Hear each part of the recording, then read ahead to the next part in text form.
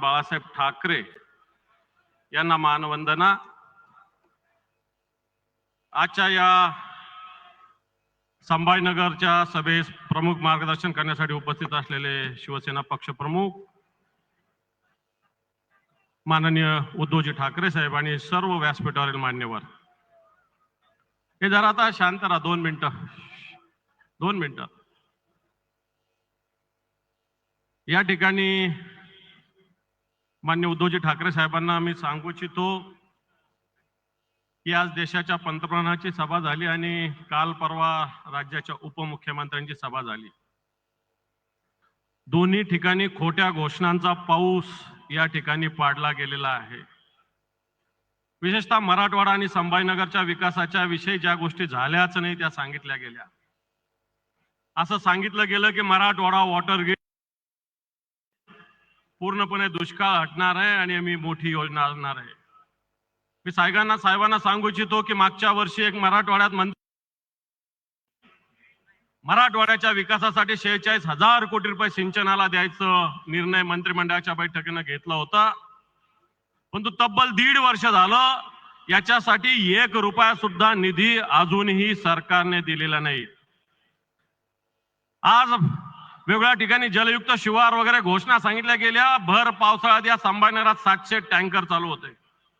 आज या महानगरपालिकेचं जे समांतर जलवाहिनीचं काम आहे ते खऱ्या अर्थानं आपल्या हाताने आपल्या शुभ हस्ते सही झाली होती आणि 1680 कोटी रुपयाची योजना या संभाजीनगर शहरासाठी मंजूर केली होती।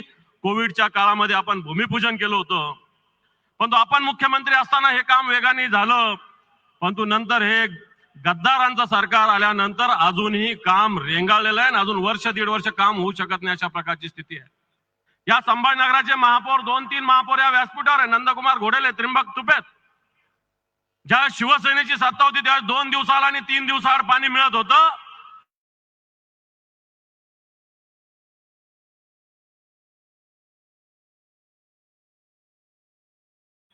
देवेंद्र फडणवीसांनी या मराठवाड्याच्या विकासाच्या खोट्या घोषणा केल्या, परंतु या मराठवाड्यामध्ये साईचं सेंटर येणार होतं, विभागीय सेंटर। हे साईचं सेंटर नागपूरला त्यांनी घेऊन गेलं। या ठिकाणी आर्किटेक्चर स्कूल करण्याचं अभिवचन दिलं होतं, हे सुद्धा नागपूरला झालेलं आहे। आणि मी आपल्याला सांगू इच्छितो इथं ऑरिक सिटीच्या विषयी काही घोषणा झाल्या, परंतु गुजरातमध्ये अशी ढोलेरो सिटी आहे। या ठिकाणी अनेक योजना आणल्या जातात, परंतु संभाजीनगरच्या ऑरिककडे पूर्णपणे दुर्लक्ष केलं जातं। अशा प्रकारची स्थिती आताच्या घडीला आहे। आणि म्हणून ज्या पद्धतीने या मराठवाड्याचा विकासाचा पाण्याचा प्रश्न होता, या सरकारने कोणत्याही याच्यासाठी 1 रुपया सुद्धा निधी दिलेला नाही अशा प्रकारची स्थिती आहे। या मराठवाड्यामध्ये आज पूर्ण जर राज्याचा विचार केला तर 7,274 शेतकऱ्याच्या आत्महत्या झालेल्या आहे।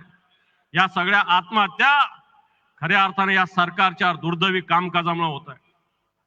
आज या ठिकाणी जे उमेदवार त्यांनी उभे केलेले हे जर बघितले तर मला असं वाटतं सगळे उमेदवार एकाचड एक नग ज्याला म्हणता येईल अशा प्रकारचे नग आहे। एकाच्या दारूच्या दुकान आहे, एकाचं मुंबईच्या शहरामध्ये 72व्या मजल्यावर घर आहे। 72व्या मजल्यावर घर आहे, जे सर्वसामान्य माणूस घेऊ शकत नाही। मुंबईमध्ये 72व्या मजल्यावर घर आहे आणि वाटतं राजू शिंदे या 72व्या मजल्याला खाली जमिनीच्या खाली 72 मजले नेल्याशिवाय राहणार नाही अशा प्रकारची स्थिती आहे। आज या मध्यमध्ये सुद्धा काही लोकांना तिकीट दिलं आणि आज गद्दारी केली। यांच्या मनात पाप होतं, आज त्यांनी दुसऱ्या पक्षात प्रवेश केला। काही वर्तमानपत्रांना फार खात सुटलेली आहे। माझ्याकडे यादी आहे, या मागच्या 1 महिन्यामध्ये शिवसेनेमध्ये भारतीय जनता पार्टी आणि शिंदे गटाचे 1812 पदाधिकाऱ्यांनी प्रवेश केला। 1812। आणि आज सुद्धा अनिल भैया चौडिया हे भारतीय जनता पार्टीत होते, सुनील शिंदे भारतीय जनता पार्टीत होते, विजू चव्हाण हे अजितदादाच्या पक्षात होते आणि फिरोज पटेल हे सुद्धा शिंदे गटामध्ये होते। आणि हे सगळे आज मान्य उद्धवजी ठाकरे साहेबांच्या नेतृत्वाखाली शिवसेनेमध्ये प्रवेश करायला आलेले आहे। ही संभाजीनगरची महानगरपालिकेची योजना साहेब आपल्या हाताने मंजूर झालेली आहे। आपण त्यावेळेस महानगरपालिकेचा 812 कोटीचा वाटा सरकारने तुमच्या सरकारच्या खाली नेतृत्वाखाली उचलण्याचा वायदा केला होता, आपण उचलणार होतो, परंतु आज या महानगरपालिकेची आर्थिक स्थिती चांगली नसताना 812 कोटी रुपयाचं सॉफ्ट लोन घेतलं जावं अशा प्रकारचा सरकारचा आग्रह आहे। थोडक्यात सांगण्याचा मुद्दा आहे, मराठवाडा असेल संभाजीनगर असेल या सरकारने पूर्णपणे, या गद्दारांच्या सरकारने, भारतीय जनता पार्टीने पूर्णपणे दुर्लक्ष केलेलं आहे.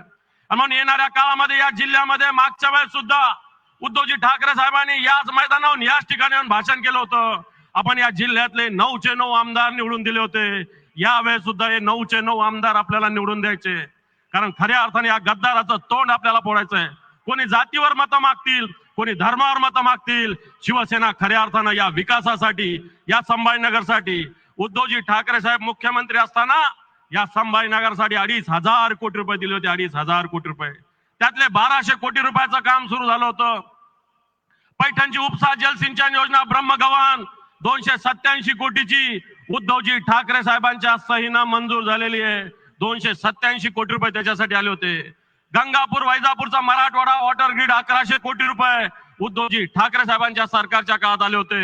आणि म्हणून बांधवांनो, ही महाविकास आघाडी खऱ्या अर्थानं विकासासाठी, या संभाजीनगरच्या परिवर्तनासाठी आहे. आपण शिवसेना, त्याचप्रमाणे काँग्रेस आणि राष्ट्रवादी काँग्रेसचे जेवढे उमेदवार आहे या सगळ्यांना भरभरून आशीर्वाद द्यावा, अशा प्रकारचं आवाहन करतो आणि थांबतो. जय हिंद, जय महाराष्ट्र. संविधान बचाव समितीचे सर्व टीम, कृष्ण बनकर आणि त्यांच्या सर्व ग्रुपच्या वतीने महाविकास आघाडीचे सर्व उमेदवार यांना पाठिंबा दिलेला आहे. मी आता विनंती करतो पक्षप्रमुख, आपले सर्वांचे कुटुंब प्रमुख माननीय उद्धवजी ठाकरे साहेब यांना. हिंद हृदय सम्राट शिवसेना प्रमुख श्रीमान बाळासाहेब ठाकरे यांचा, पक्षप्रमुख उद्धवजी ठाकरे साहेब यांचा, पक्षप्रमुख उद्धवजी ठाकरे साहेब यांचा. अजूनही तोच लढा सुरू आहे.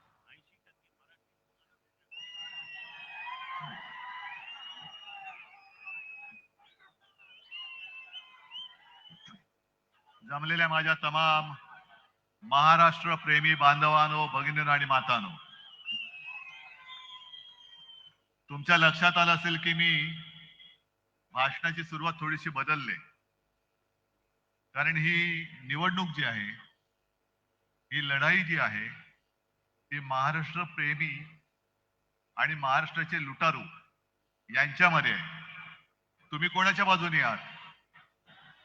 महाराष्ट्र प्रेमींच्या बाजूने किती लोक आहेत ना?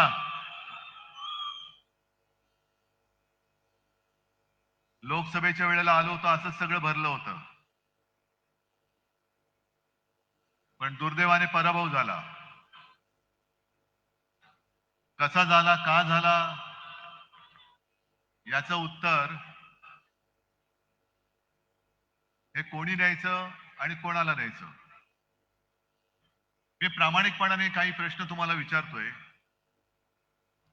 की जे सरकार माझ्या नेतृत्वाखाली 2.5 वर्ष महाराष्ट्रामध्ये होतं, त्याचा कारभार तुम्हाला आवडला नव्हता म्हणून लोकसभेत आपला पराभव झाला का? माझं नेतृत्व तुम्हाला मान्य नाहीये का? नसेल तर नाही सांगा. मी खुला कारभार आहे माझा. मला मोदी आणि शहा घरी नाही बसू शकत. ज्या दिवशी तुम्ही मला सांगाल की उद्धव आता बस झालं, घरी बस, त्यावेळेला मी क्षणार्धात घरी बसेन. पण जोपर्यंत तुम्ही मला सांगताय की उद्धवजी तुम्ही लढा,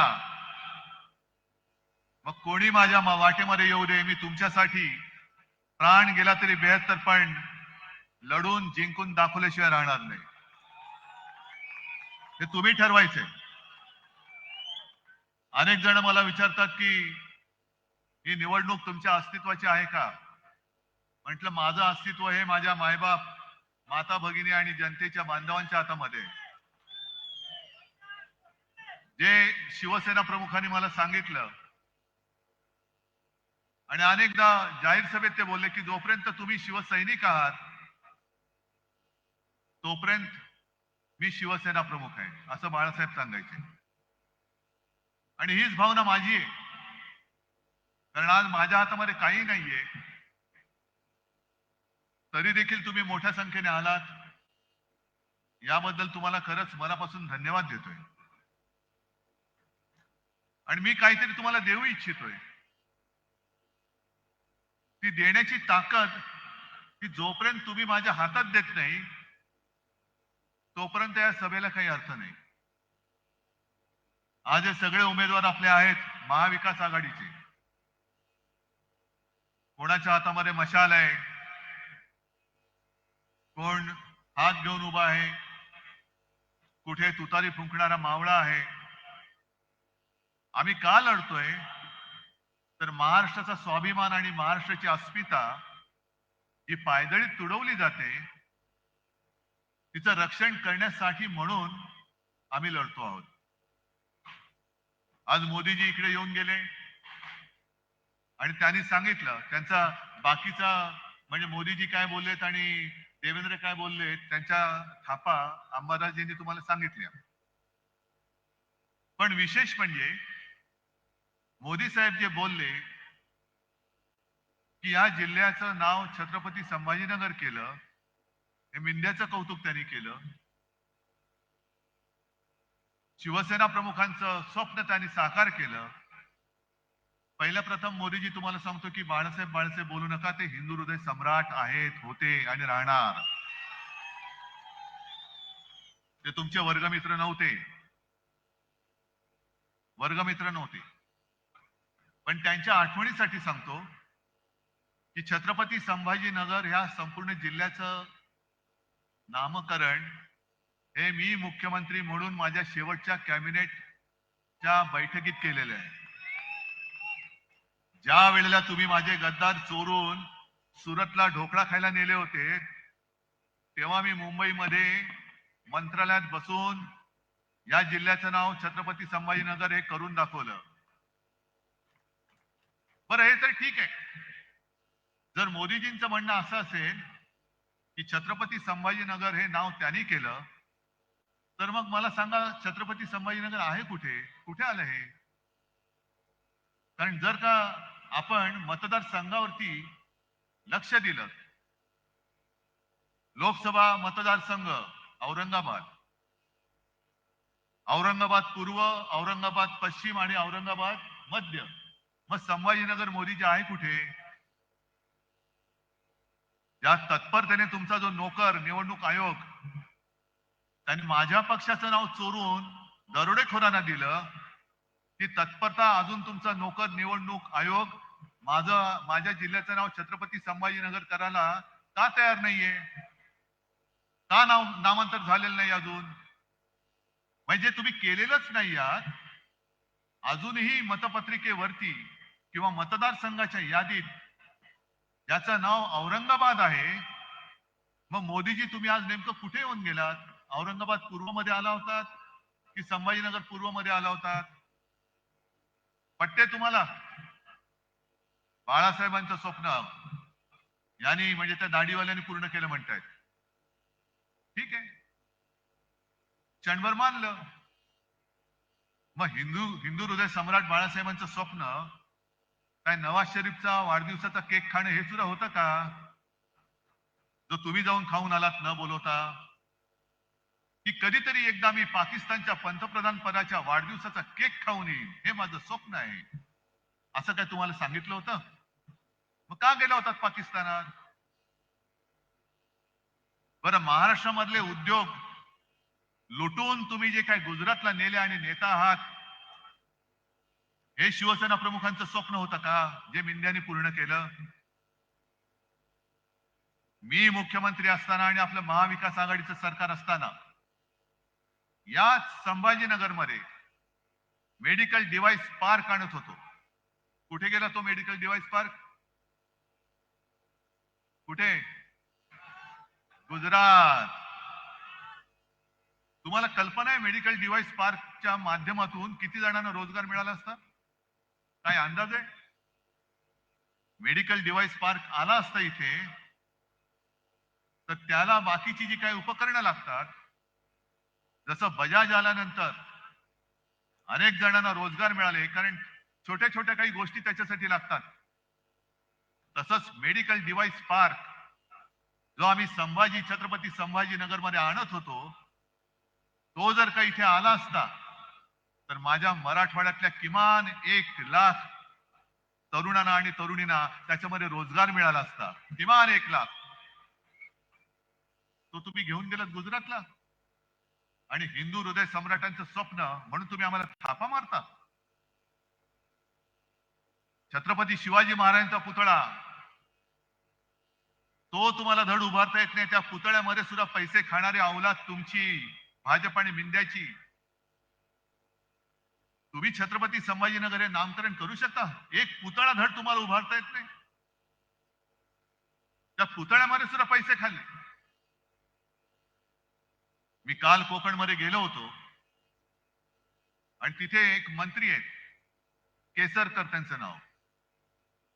म्हणजे माणसं किती निर्लज्ज आणि निर्ढावलेली असतात. पुतळा पडल्यानंतर यांनी काय बोलले होते की वाईटातून काहीतरी चांगलं होईल.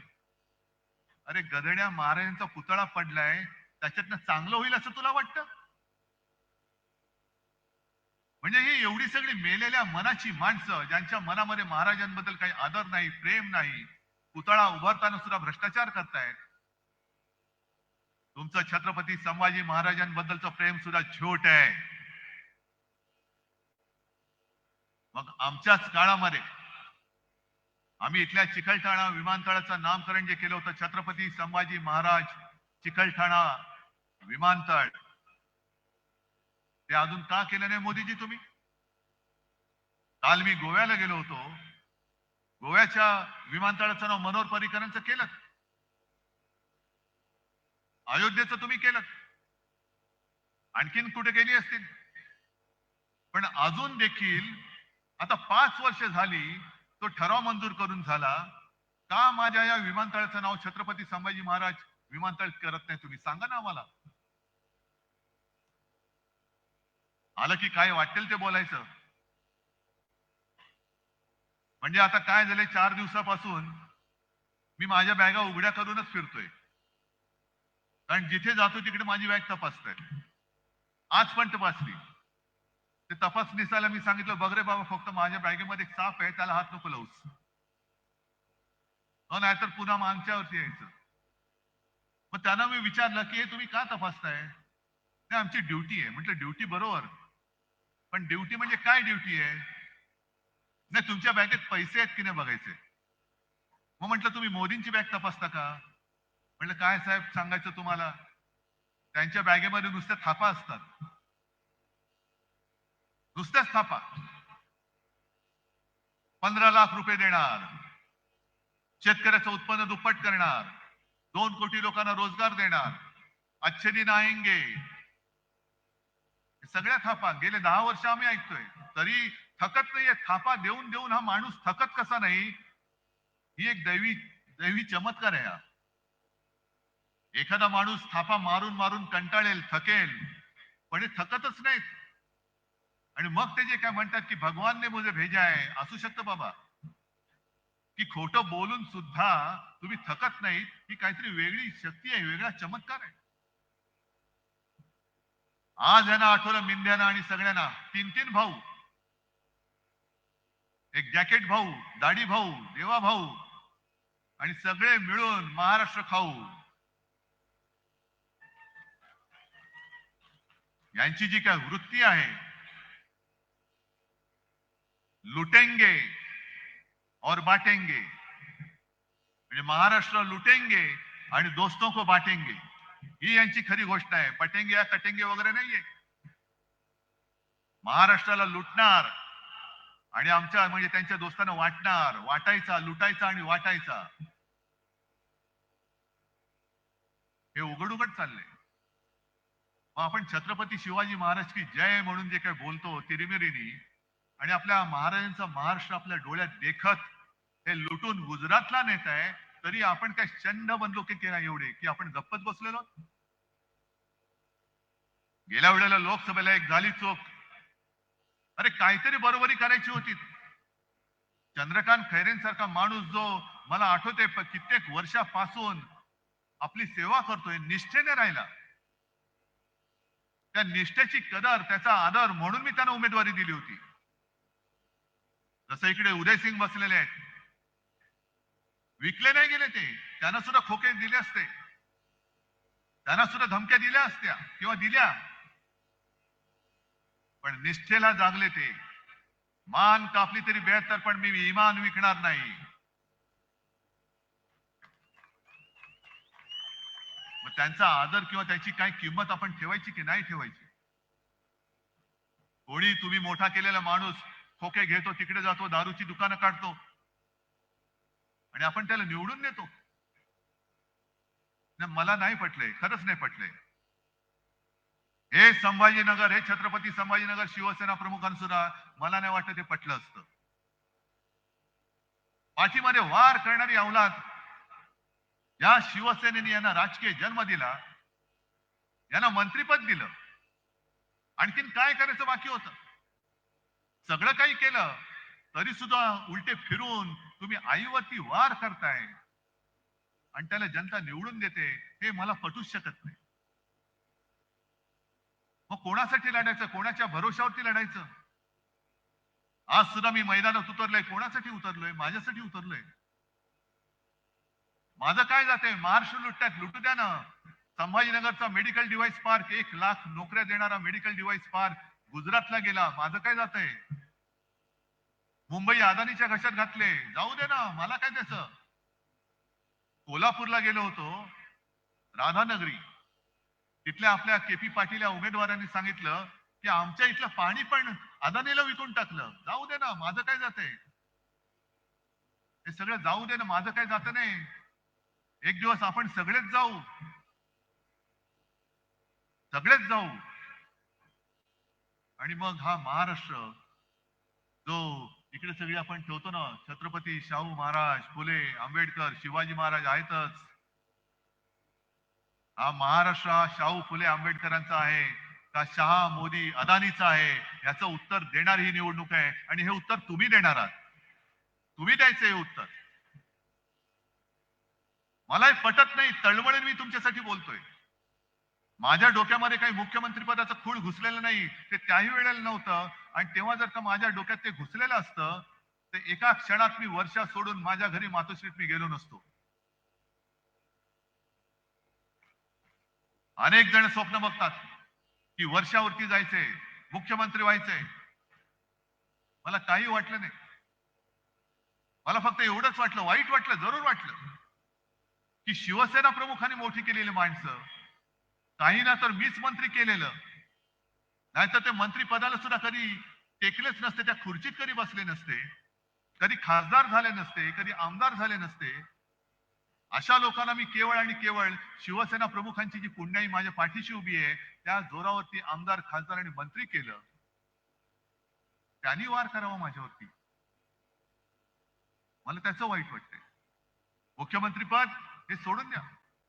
आणि अशी माणसं माझ्यावरती अविश्वास दाखवत आहेत, हेच मला पटलं नाही. अरे शत्रूने अविश्वास दाखवला तर मी समजू शकतो, पण माझ्याच माणसांनी, जी माझ्या बरोबर घरामध्ये येणारी आमच्या कुटुंबियांसारखी माणसं, ही माझ्यावरती अविश्वास दाखवणार नको. मला तुमच्या मनात मी नाहीये ना. मी सोडलं, वर्ष सोडून दिलं आणि मला कोरोना झाला होता तरी देखील मी मातोश्रीवरती गेलो. काही फरक पडला नाही मला. उलट वर्षापेक्षा मला मातोश्रीमध्ये छान शांत झोप लागते, कारण माझं आहे ते, माझ्या हक्काचं आहे. या मातोश्रीने यांना सगळं काही दिलं, त्या मातोश्रीमध्ये मी परत गेलो. मी माझ्यासाठी लढत नाहीये, मी तुमच्यासाठी लढतोय. अनेक गोष्टी मी या वचननामा घेऊनच फिरतोय आणि त्याच्यावरती मी लिहिलंय. हे जे लिहिलंय हे असंच ठेवू का बदलू, हे तुम्ही सांगायचंय. मी या कव्हरवरती लिहिलंय कुटुंब प्रमुखाचा वचननामा. हे तुम्हाला मान्य आहे की नाही? कारण कोरोनाच्या काळामध्ये जे तुम्ही सहकार्य केलं, म्हणून आणि म्हणून महाराष्ट्र वाचला. त्या सगळ्या काळामध्ये देशभरामध्ये आपला महाराष्ट्र कोरोना काळात जनतेची काळजी घेणारा नंबर 1 होता. मुख्यमंत्री म्हणून माझं नाव जरूर यायचं. जगात कौतुक झालं, पण हे कौतुक माझं नव्हतं, हे कौतुक तुमचं होतं.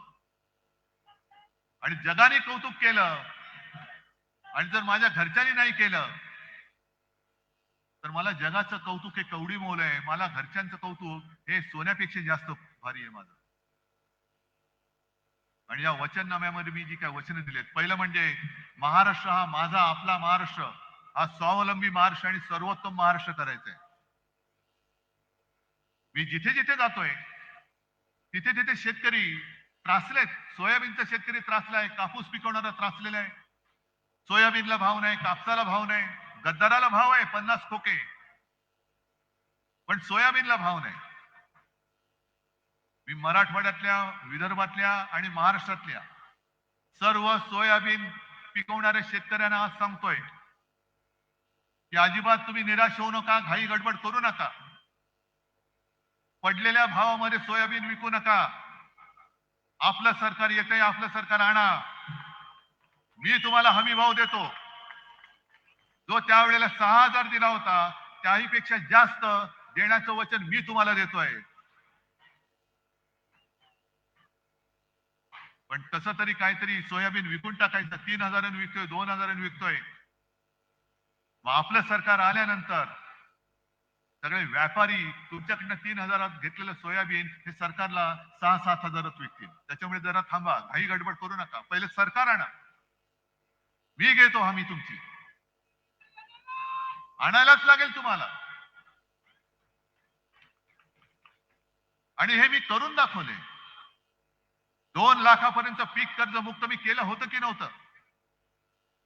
आणि या गद्दारांनी गद्दारी करून सरकार पाडलं नसतं तर 5व्या वर्षी माझ्या मनामध्ये पुन्हा एकदा शेतकऱ्याला कर्जमुक्त करायचं नक्कीच होतं. मी करून दाखवलं असतं.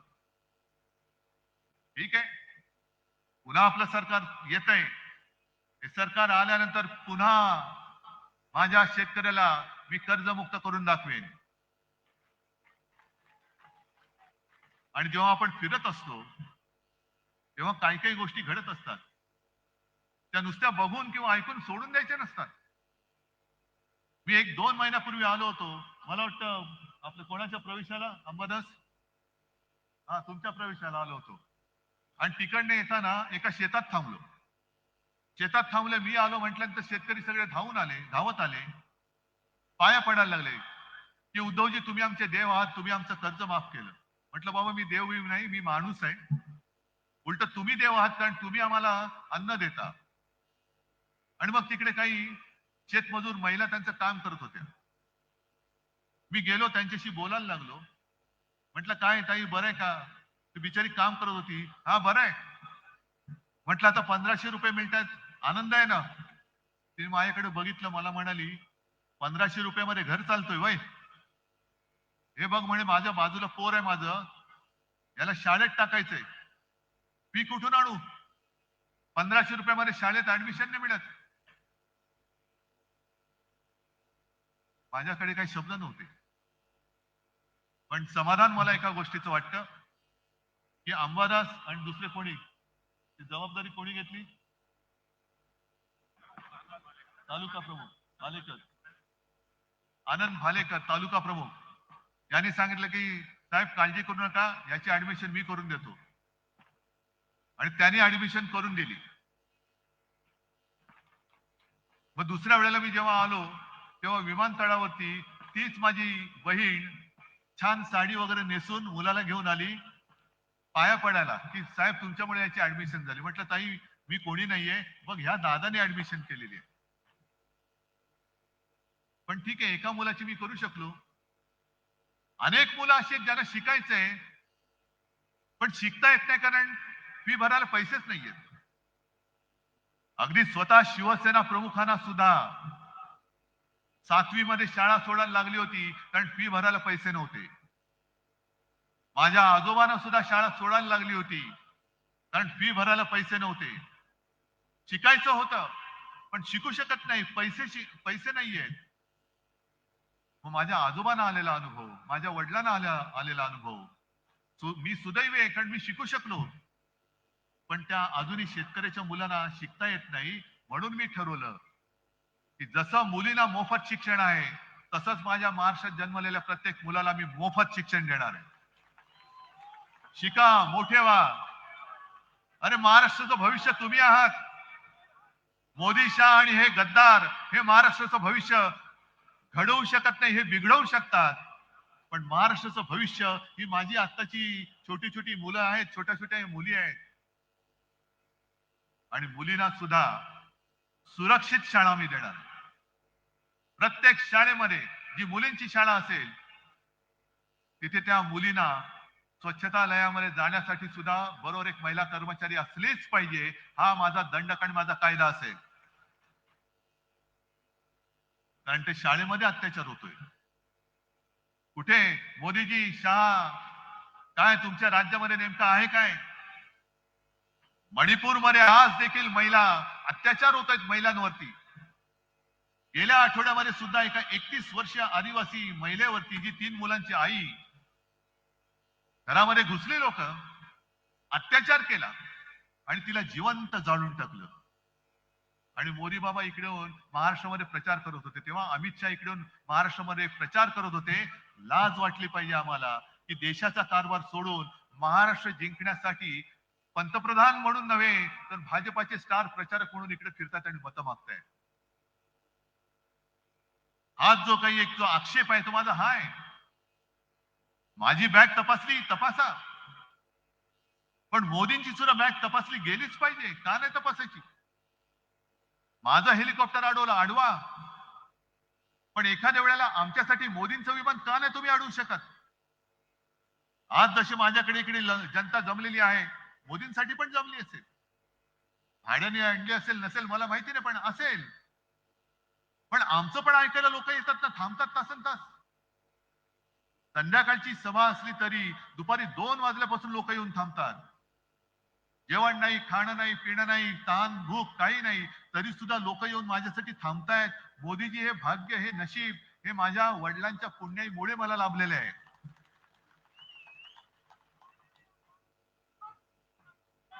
ही आमची घराणेशाही आहे. तुमच्यासारखं नाही आमचं की वापरा आणि फेकून द्या. आज आम्ही काँग्रेस आणि राष्ट्रवादी सोबत आलोय. का आलोय? तुमची हुकुमशाही गाडायला आलेलो आहे. तुमचा भ्रष्ट कारभार गाडायला आलेला आहे. ही मशाल घेऊन तो भ्रष्ट कारभार जाळायला आलेला आहे. सगळीकडे भ्रष्टाचार, भ्रष्टाचार, भ्रष्टाचार. अरे, संभाजीनगरच्या पिण्याच्या पाण्याची जी योजना होती, मी मुख्यमंत्री असताना मला जेव्हा कळलं की महापालिकेकडे पैसे नाहीत, मी तात्काळ ती योजना सरकारकडे घेऊन सरकारकडनं मी तुम्हाला करून देत होतो. छत्रपती संभाजीनगर या शहराची पाणी योजना ती कितीची होती? 1700 कोटी. आता किती झाली? 2800 कोटी. तरी सुद्धा झाले. म्हणजे यांची सगळी कॉन्ट्रॅक्ट जी आहेत, हा विकास विकास विकास म्हणून जे बोंबलतायत, हा विकास जनतेचा नाही, हा विकास त्यांच्या कॉन्ट्रॅक्टर मित्रांचा आहे. टेंडर वाढवायची, पैसे वाढवायचे, सरकारच्या तिजोरीतून पैसे काढायचे, कॉन्ट्रॅक्टरला द्यायचे आणि त्यांच्या माध्यमातून आपण खाऊन फस्त करायचे. हा असा कारभार हा तुम्हाला मान्य असेल तर द्या बाबा, त्यांना मत द्या, आम्ही मोकळे होतो. आणि हा तुम्हाला असा सगळा भ्रष्ट, नीतीने भ्रष्ट, म्हणजे आरोप करायचे आणि त्यांच्याकडे आल्यानंतर धुवून पुसून साफ करायचा, हे असा दुतोंडीपणा हा मला नाही कधी शिवसेना प्रमुखांनी शिकवलं. आमच्यावरती जेव्हा तुम्ही आरोप करतायत, अमित शहा आरोप करतायत की 370 कलमला विरोध करणाऱ्यांच्या बरोबर तुम्ही बसलात, म्हणजे कोणाबरोबर बसलो? 370 कलम काढलं तेव्हा शिवसेनेने तुम्हाला पाठिंबा दिला होता. तुमचं कौतुक आज सुद्धा आम्ही करतोय. पण अमित शहाजी 370 कलम होतं तेव्हाही आणि आता काढल्यानंतरही किती काश्मीरी पंडितांना तुम्ही परत त्यांच्या घरी नेऊ शकलात, हे ह्याचा पहिला आकडा द्या आणि मग तुम्ही आमच्यावरती टीका करा. आणि मग माझाही प्रश्न त्याला आहे की काश्मीरमध्ये जेव्हा हिंदू पंडितांवरती अत्याचार होत होते, हत्या होत होत्या, अत्याचार म्हणजे महिलांवरती अत्याचार होत होते, त्यावेळेला म्हणजे ती परिस्थिती एवढी भयानक होती की अनेक काश्मीरी पंडित आपलं हक्काचं वडलोपार्जित घर सोडून आपलं चंबू गबाळ घेऊन देशभरामध्ये निर्वासिताचं जीणं जगत होते. कुठे जायचं कळत नाही, मुलांना शिकवायचं कसं, राहायचं कुठे. तेव्हा मोदी नव्हते, शहा नव्हते, फक्त हिंदू हृदय सम्राट शिवसेना प्रमुख बाळासाहेब ठाकरे होते, ज्यांनी सांगितलं की तुम्ही माझ्या महाराष्ट्रामध्ये या, इथे येऊन राहा. कोणाला शिकवताय तुम्ही? उगाच काहीतरी बडबडत सुटायचं, काही थापा मारायच्या. प्रत्येक वेळेला उद्धव ठाकरेंनी हिंदुत्व सोडलं, हिंदुत्व सोडलं, हिंदुत्व सोडलं. अरे भगव्याला कलंक तुम्ही लावलात, गद्दारीचा डाग तुम्ही लावलेला आहात. आणि आज स्पष्ट मी आरोप करतोय की तुम्हाला महाराष्ट्र मी लुटू देत नव्हतो आणि देणार नाही, म्हणून तुम्ही मला संपवायला निघालेला आहात. कारण त्यांना माहितीये तुम्ही माझी माणसं फोडली, गद्दारी करून अगदी डोक्यावरती बसवलं.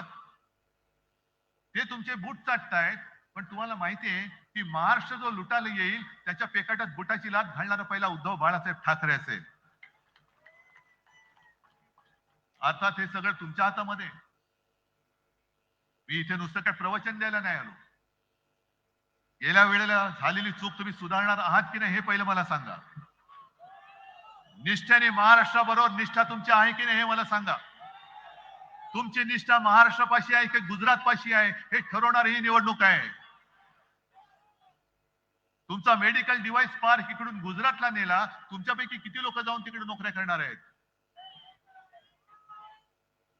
महाराष्ट्र आपल्या हातामध्ये ठेवायचा आहे का मोदी शहांच्या हातामध्ये ठेवायचा आहे हे तुम्ही ठरवायचंय. आणि आपल्या हातामध्ये जर का ठेवणार असाल तर जेवढे जेवढे इकडे उमेदवार आहेत सगळे इकडे या.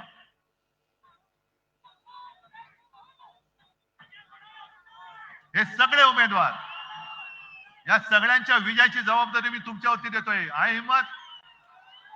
देताय वचन?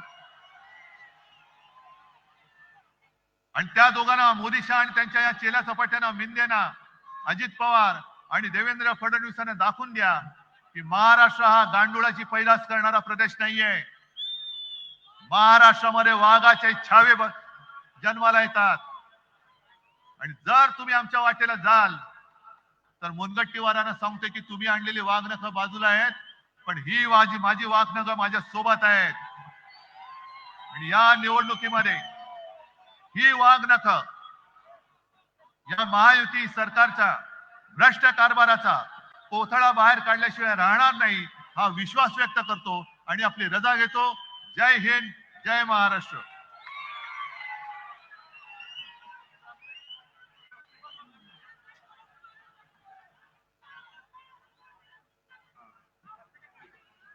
संविधान बचाव समितीच्या वतीने राजू शिंदे, बाळासाहेब थोरात यांना पाठिंबा देण्यात